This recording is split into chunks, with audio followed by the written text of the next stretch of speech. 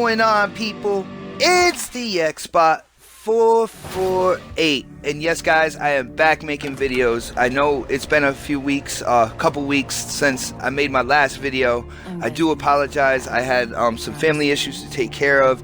I had the 3 kids on vacation from school. It was an absolutely hectic time, and I do appreciate all my subscribers that have stayed here and basically waited for me to keep doing what I do. I am back now. School is back. Everything's calm, and I am making a new video. Unfortunately, it's a response video. During this time, I've been keeping up with YouTube. You know, I'm subscribed to a bunch of different people, and one of the YouTubers I'm subscribed to actually came out with a video talking about X1 fans. Now, I'm saying X1 because I don't want my Connect to pick up, you know, what if I say the XB word and decide it wants to do something crazy. But he's talking about X1 fans. He was talking about X1 fans It's too dangerous. saying they kind of dictate the rules this generation, which kind of caught my eye. I was like, really? Because I definitely don't see it that way. Just to give you a little context, I've been subscribed to this guy for a while. When I first started, you know, he commented on one of my videos. He talked about, you know, what a good video it was, unbiased and stuff like that, and he subscribed to me. A few videos later, I had to kind of critique Sony on something, and I believe that's when he actually unsubscribed to me. Alright, now I do have to give him a shout out here. Like, if you look at his channel, he does a bunch of gameplay videos, which is really good. It shows that he is a gamer, he plays games. I play games as well. I don't put up as many just strictly gameplay videos, which I'm planning on doing actually. But so, you know, you look at his channel, a bunch of gameplay videos, all of it's Sony, even though he says he owns both systems. He's just not into any of the games that are on X1, really. Alright. But he has the nerve to go after the fans, not the fanboys, and that's my major gripe here. He's not talking about the fanboys. He just said X1 fans, all right? So he's taking the entire community and wrapping it up into one package and saying that they all do this. But he's ignoring the fact that there is a fanboy base on the PlayStation side as well that try to do the exact same thing, okay? Like, he points to an article on Metacritic where the article basically stated that, you know, on Metacritic, Sony has more higher rated games than the X1 has on their website. Alright, no problem. I know one of the scores is user based, the other score just kind of rounds off the other quote unquote official reviews from other websites. But so there's 2 reviews per game.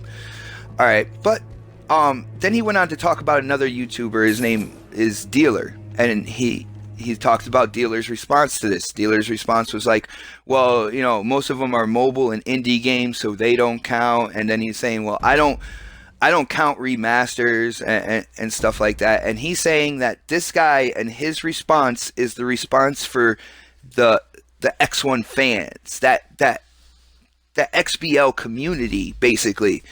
And he's ignoring the fact that, you know, on the Sony side, there is that small group that does the same thing over there. They don't necessarily speak for the entire community. They try to, just like, you know, X1 fanboys try to do the same thing, but it doesn't speak for everybody. And if you're going to try to show yourself to be just a gamer who prefers a console, why are you talking about one side and not the other? All right? Like I said before, he said he has an X1, he's just not into any of the games. Really. Now, there's a bunch of different types of games on X1, and you're a gamer, so you don't like Ori and the Blind Forest, you don't like Rise Son of Rome, you didn't like Dead Rising 3, don't like Sunset Overdrive, didn't like Titanfall, not into the Halo series. I guess you're not a racer and you don't like Horizon 2 or any of the Forza series.